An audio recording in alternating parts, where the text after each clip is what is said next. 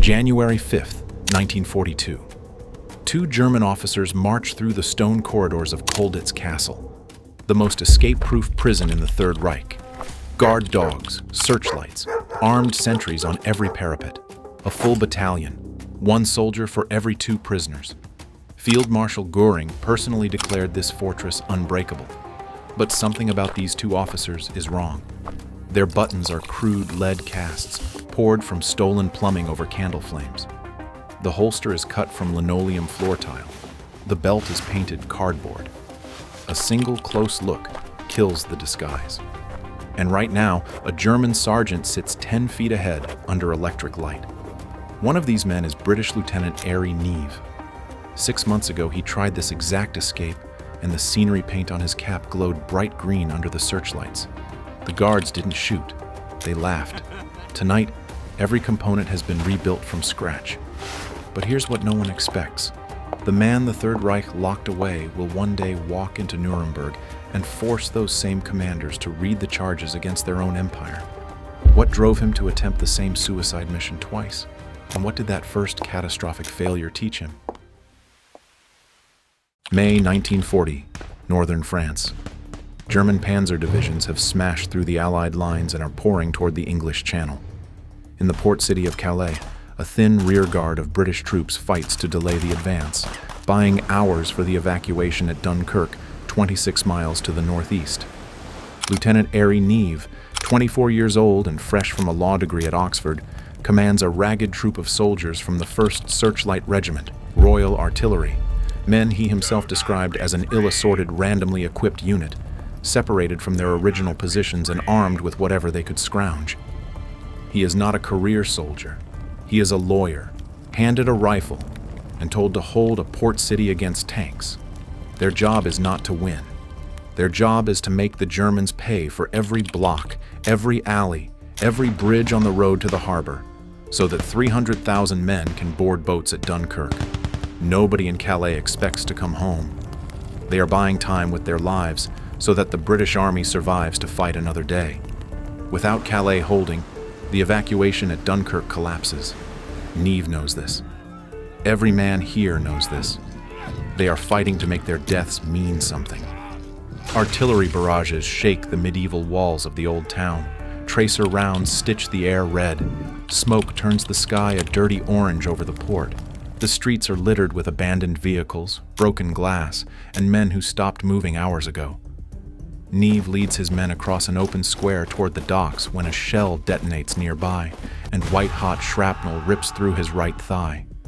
He collapses in burning rubble, drags himself upright, and keeps moving on one good leg.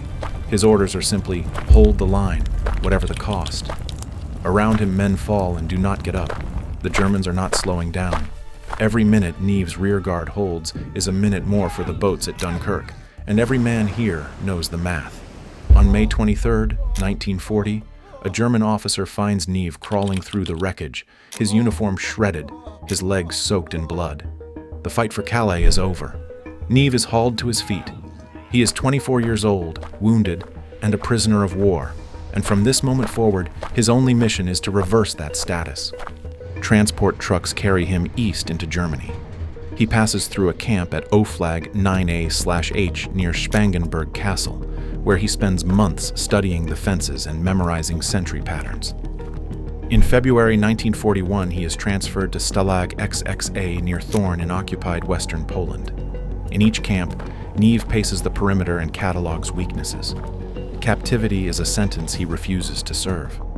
In April 1941, he and a fellow officer named Norman Forbes slip out of Thorn under cover of darkness and head east, aiming for Soviet-controlled territory. They move through moonless Polish forests for days, sleeping in ditches, navigating by memory and stolen compass. Then, near a rail junction at Ilo, dawn catches them in open ground. There is nowhere to run. No ditch deep enough, no tree line close enough. A Gestapo car skids to a halt on the road ahead. Two officers step out with rifles leveled. Neave raises his hands. He has walked for days through frozen forest, slept in ditches, eaten almost nothing. And it ends here, on a country road, in 30 seconds of bad light. days of walking, erased in seconds, and that second failure seals his classification. The Germans label Neave a persistent escaper, Ausbrecher, and ship him to the one place built to hold men exactly like him. In May 1941, his boots hit the cobblestones of Colditz Castle's inner courtyard. The cliff drops 75 meters to the river below. The sentries salute. The prisoners stare from barred windows. The walls are 2 meters thick. Every previous escape attempt from this castle has failed. Colditz has held French generals, Polish colonels, and British commando officers, men with every reason and every skill to run, and not one of them has made it home. The system is certain it has him locked down for good. But how do you cage a man who treats every locked door as a puzzle, and every failed attempt as research? What happens when the Reich's most dangerous escape artists are locked in the same building and start comparing notes? Inside Colditz, the world shrinks to stone corridors, barred windows, and an endless drop to the river below. Winter air cuts through the cells like a blade. Searchlights carve the darkness every few seconds, painting white stripes across the ceiling. Guard dogs strain on chains in the corner yards.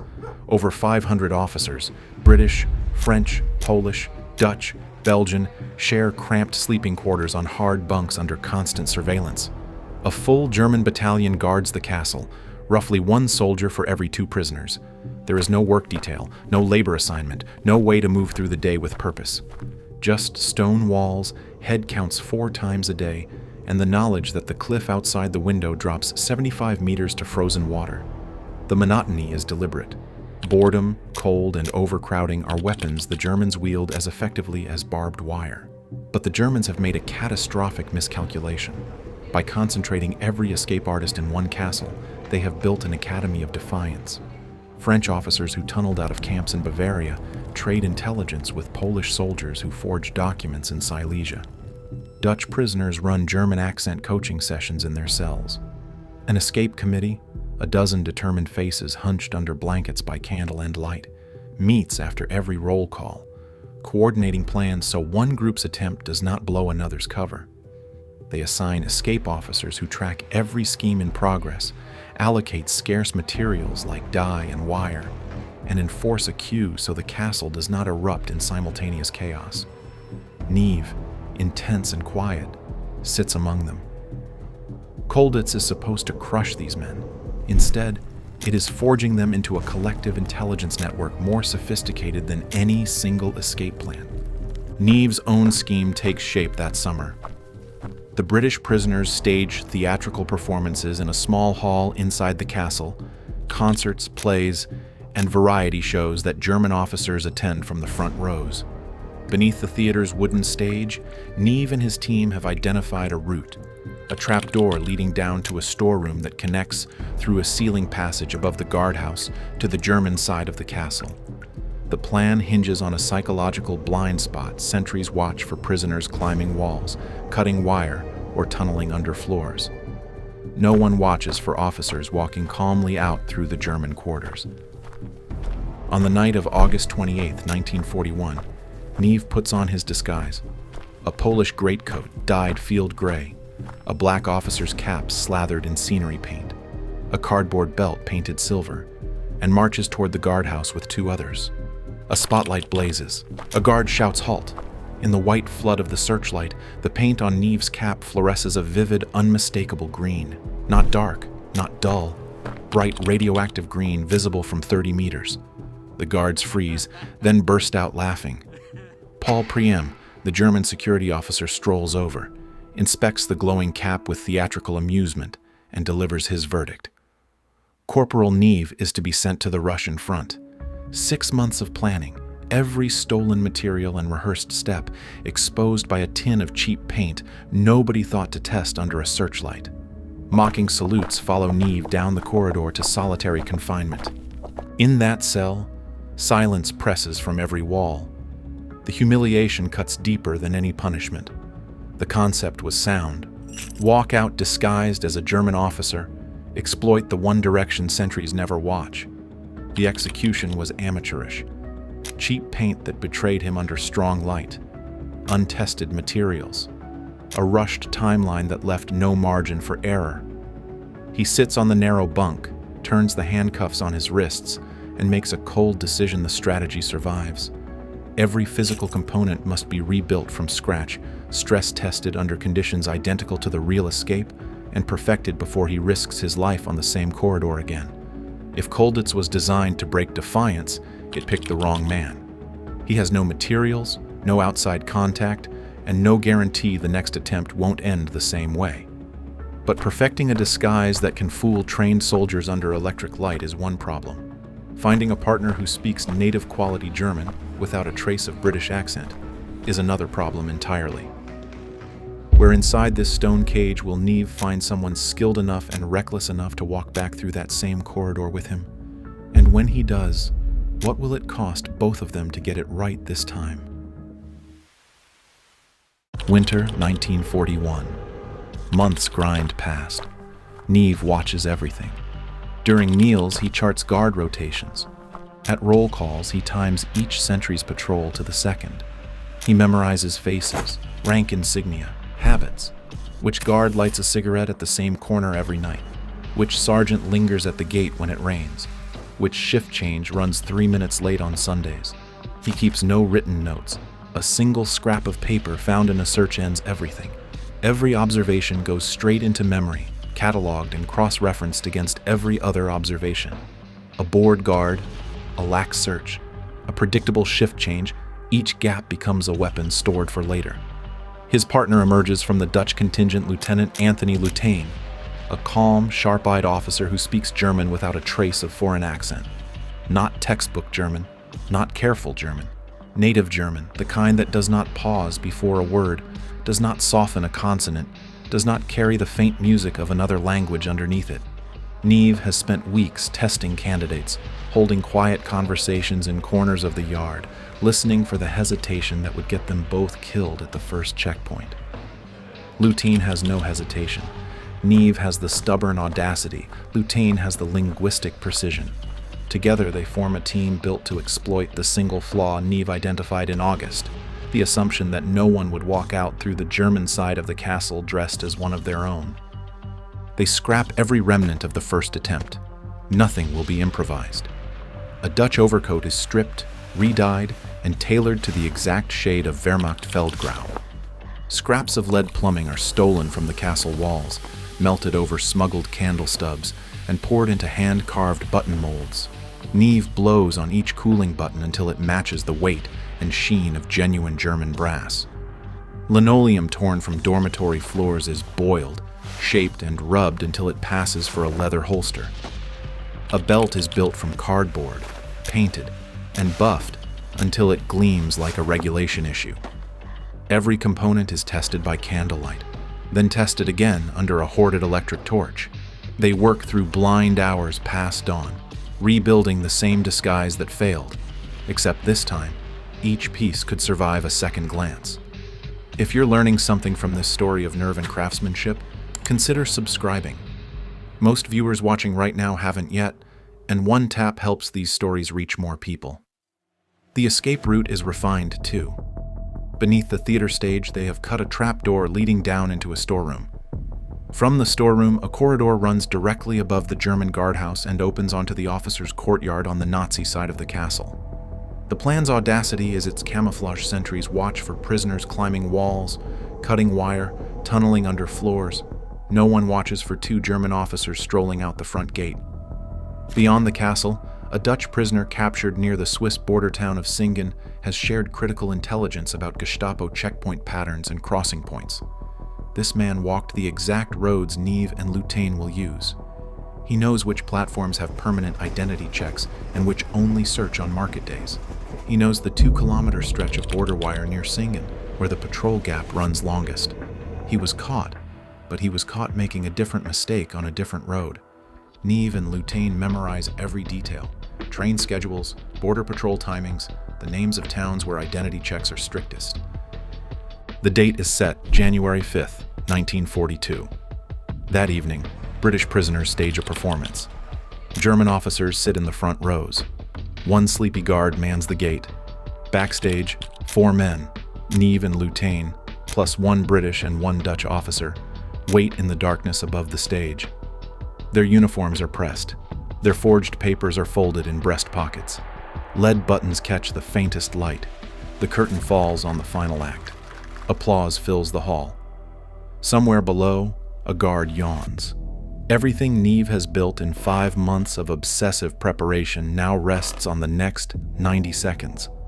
5 months of watching guard rotations, testing button molds by candlelight, rehearsing German phrases until they come without thought. One bad button. One guard who looks twice. One card player who steps into the hallway for a cigarette at the wrong moment. But there is a variable. He cannot control the corridor beyond which the trapdoor passes directly over a room where German soldiers play cards late into the night. If even one of them steps into the hallway at the wrong moment, what happens to 4 men in counterfeit uniforms standing where no prisoner should be? And if the disguise holds, what's waiting for them on the other side of the wire? January 5th, 1942. Applause echoes through the theater as the final curtain drops. German officers in the front rows clap politely. The last stagehands slip off stage. In the darkness above, 4 men crouch over the trapdoor. Neave pulls the rope. The hatch swings open, and they drop into the storeroom below. A plank groans under the impact, but the sound drowns beneath the clapping still rumbling through the floorboards. Light leaks from the hallway beyond. They press flat against the wall and listen. Silence. They push open a metal door and step into the corridor above the guardhouse, the German side of Colditz Castle, where no prisoner has any right to be. Neave straightens his Feldgrau coat. Lutain adjusts his officer's cap. They exchange the parole word in whispered German, a phrase they overheard a guard use 3 weeks earlier. Below, a sergeant sits writing reports at his desk. At the sight of 2 officers descending the staircase, he glances up, nods without interest, and returns to his paperwork. They cross to a small door and step into the outer courtyard. Cold air floods their lungs. A solitary sentry stands at ease under the stone archway that separates the castle from the outside world. Neave's pulse hammers in his throat. They carry themselves like officers returning from late duty, unhurried, shoulders square, boots striking the flagstones in confident rhythm. The sentry's eyes follow them. He hesitates. 1 second, 2 seconds. Then they pass under the arch and through the gate, walking in the one direction no escaper in the history of Colditz has ever gone straight out the front door of the German command block. Bitter wind hits their faces.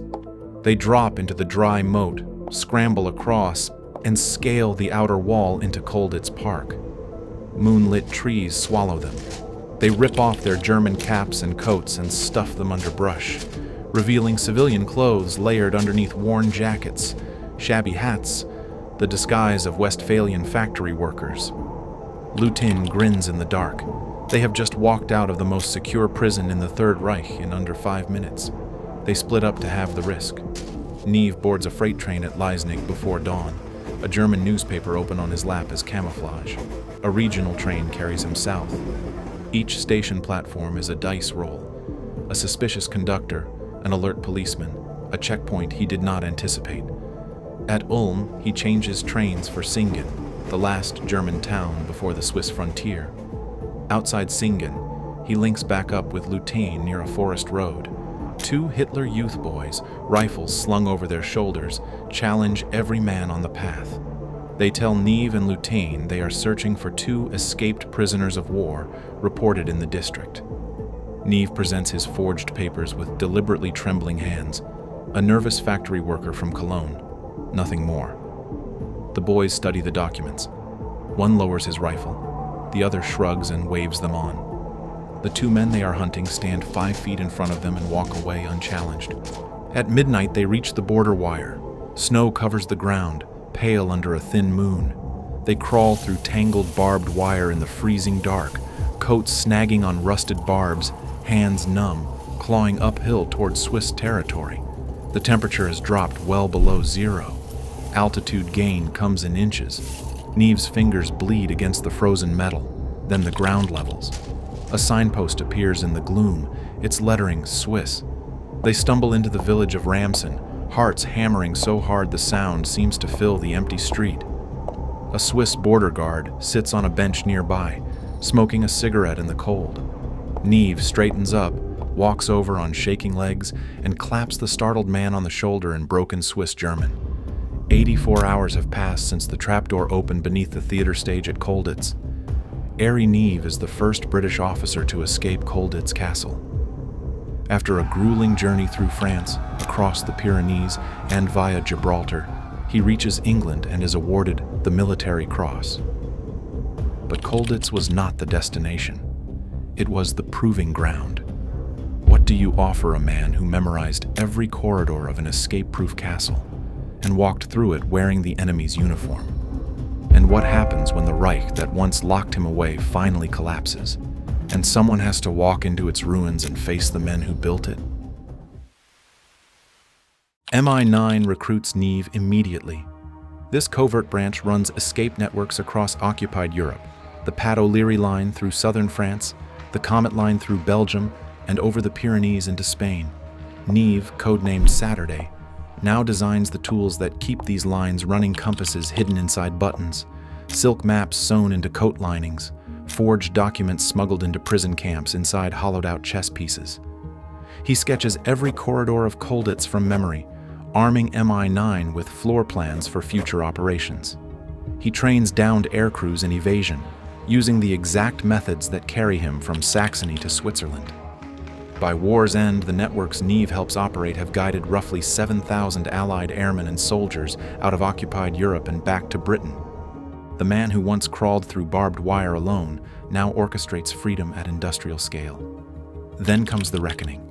Nazi Germany collapses in 1945, and the victors demand justice. The regime's most powerful leaders are locked in cells at Nuremberg, the same men who once caged Neave behind 2-meter walls. Neave is chosen to personally serve the indictments to each defendant, cell by cell, face to face. Consider the geometry of that moment 3 years earlier. These men controlled whether Neave ate, slept, or froze to death behind barbed wire. Now the former prisoner carries the documents that will determine whether they live or hang. Dawn light filters into the prison corridor. Neave carries a stack of heavy packets, the formal charges of the International Military Tribunal, each one outlining specific atrocities attributed to the man waiting behind the cell door. First cell, Hermann Göring, former Reichsmarshal, the second most powerful man in the Third Reich. Göring rises from his cot, one hand reaching for the papers with theatrical contempt. Neave slides the indictment through the grill and watches Göring's eyes travel down the pages. Cell by cell, Neave moves down the row. Rudolf Hess mumbles incoherently. Albert Speer's jaw tightens. Wilhelm Keitel goes pale. In each dim cell, Neave reads the defendant's name in German, places the documents on the table, and signs the receipt of service. The man who once begged for scraps of bread behind stone walls now holds the pen that opens the largest war crimes trial in history. After Nuremberg, Neave returns to civilian life. He wins the Conservative seat for Abingdon in a 1953 by-election and serves quietly in Parliament for 2 decades. In 1974, he manages Margaret Thatcher's campaign for the Conservative Party leadership. By 1979, he is her Shadow Secretary of State for Northern Ireland, positioned to enter the cabinet when the Conservatives win the coming election. March 30th, 1979. Westminster, London. Neave finishes a day's work at the House of Commons and walks to his car. A magnetic bomb, attached to the underside of the chassis by an Irish National Liberation Army operative, detonates as the car climbs the exit ramp. The explosion tears through the vehicle in full view of Parliament. Airey Neave, the man who survived shell fire at Calais, the Gestapo at Elo, and the stone corridors of Colditz, dies 100 yards from the House of Commons, weeks before the election that will sweep Thatcher into Downing Street. He never sees it. The cabinet seat he earned remains empty, and that afternoon, Margaret Thatcher stands before cameras, her voice breaking. She calls Neave an incalculable loss. The INLA is subsequently banned across the United Kingdom. His story answers the question it posed in the first paragraph. A man stood in a stone corridor wearing a uniform stitched from lead scraps, linoleum, and painted cardboard, and walked through the most secure prison in the Third Reich because he refused to accept that any wall was final. He failed once, studied the failure with forensic discipline, rebuilt every component, and walked the same corridor again. Then he freed thousands. Then he carried indictments into the cells of the men who once imprisoned him. Every locked door, Calais, Thorn, Colditz, Nuremberg, he treated not as a fate to accept, but as a problem to solve. The walls only hold if you believe in them. Neave never did. If a man took down the CIA from a prison cell, using only paperwork and bureaucracy, you need to see how he did it. The twist at the end changes everything you thought you knew about who was really on trial. Click here.